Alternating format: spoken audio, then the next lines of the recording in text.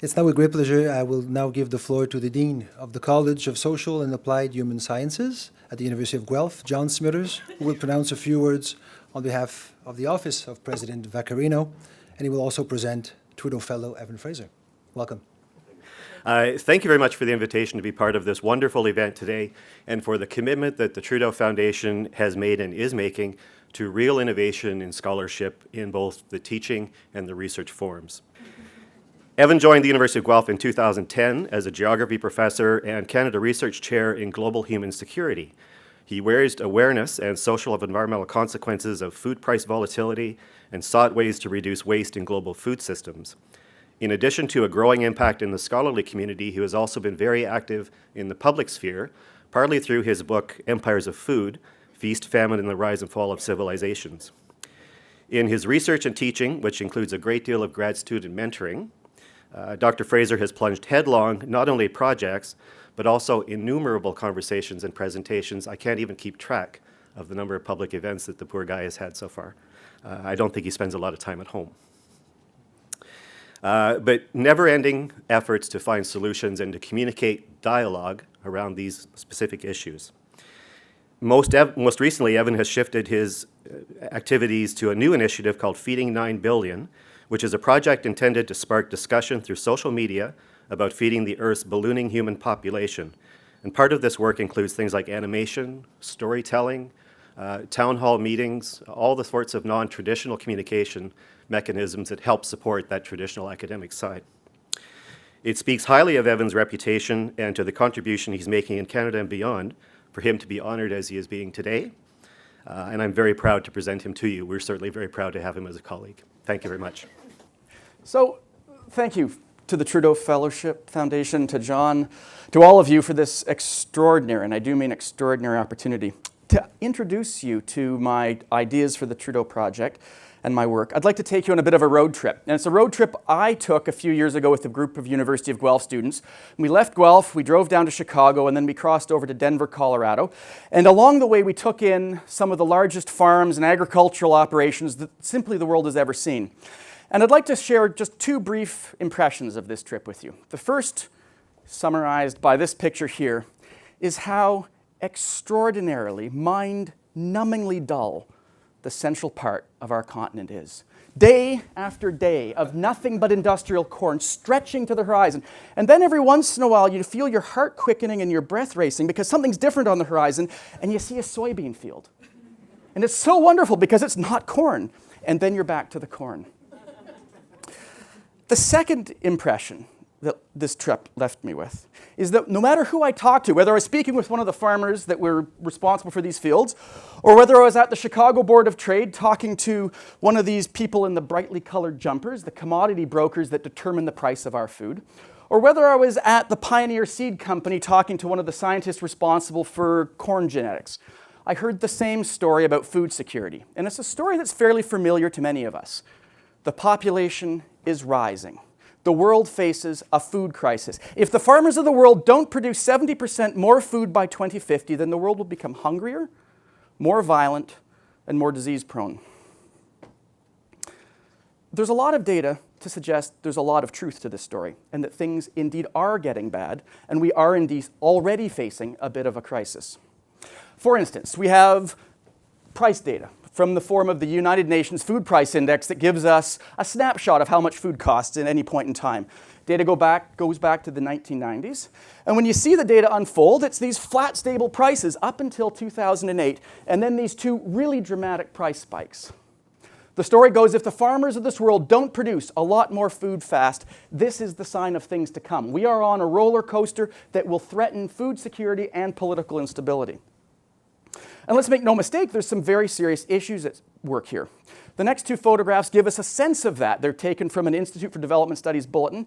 And this photograph shows you how much food you could buy for $1 Canadian on a market in the nation of Zambia at the beginning of this crisis in early 2008.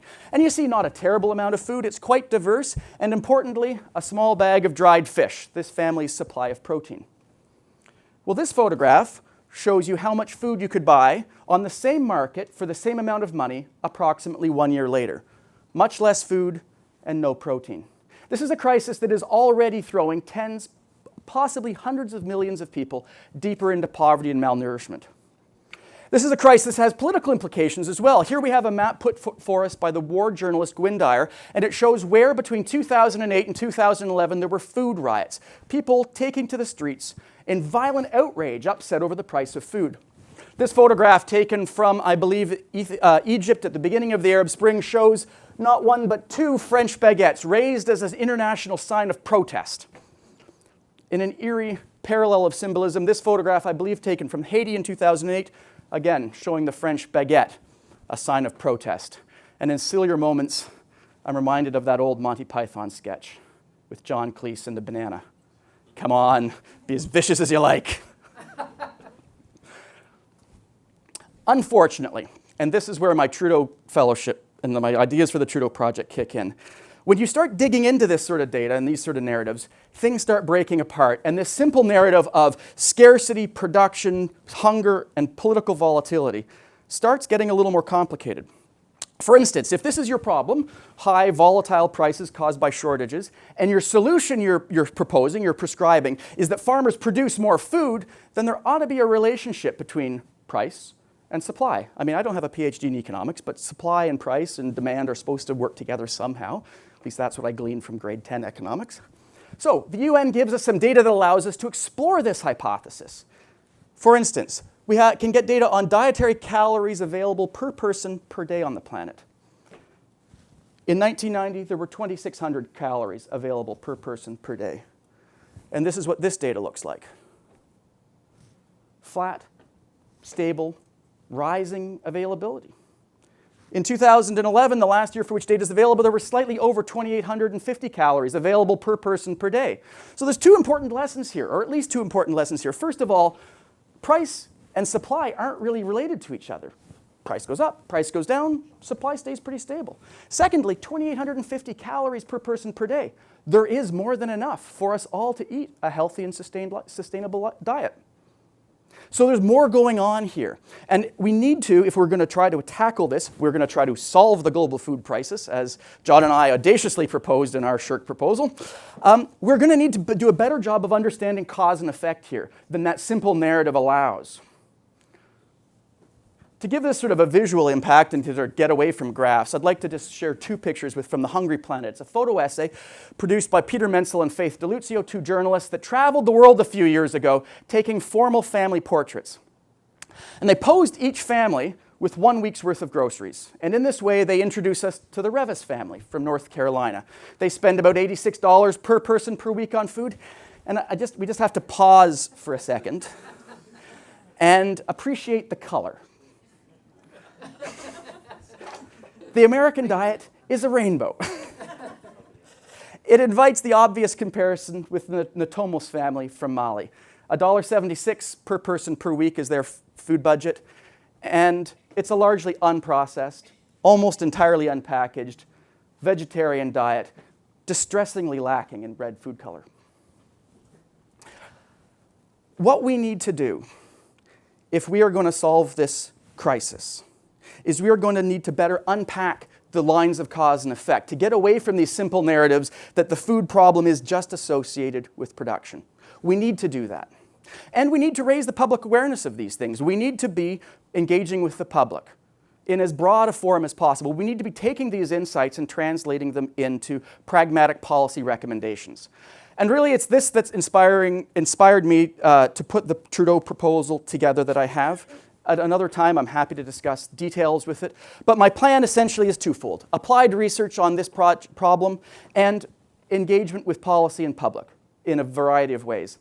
And just to conclude and to illustrate that this isn't an impossible task, I'd like to finish with either a Bible story or a story from Andrew Lloyd Webber, depending on which side of the sacred secular continuum you choose to sit. Pharaoh of Egypt has a dream, and in the dream, 7 hungry cows come out of the Nile River and eat the 7 fat, happy cows grazing on the side of the Nile River. And he wakes up, obviously, in a cold sweat and insists on an interpretation. But his court magicians cannot interpret the dream for him, so he finds Joseph, a prisoner in his dungeon, the fellow with the brightly colored waistcoat. And Joseph has a knack for dream interpretation, so we can imagine Joseph being brought to the Pharaoh, and the Pharaoh explains the dream, and Joseph says, well, Pharaoh, this is a weather report. It's a weather report from God. 7 skinny cows, they're 7 bad years. But don't worry, they're going to be 7 years away. The 7 good years are going to be first. And you can almost imagine the wheels turning in Joseph's head, the get out of jail free card just hanging there. And Joseph says, here's your piece of public policy advice. Build some silos, store some food, and then the famine won't ruin the land. This is a good allegory for us today. We have better predictive tools than God's giving monarchs dreams. We have global circulation models and demographic models that suggest we are coming to the end of our 7 good years. The famine doesn't have to ruin our land, though. We can establish sensible, pragmatic policies, and then hopefully our story will also have a happy ending. And with that, I will say thank you to everyone for this extraordinary opportunity. And if you're interested, my coordinates are there. Thank you very much.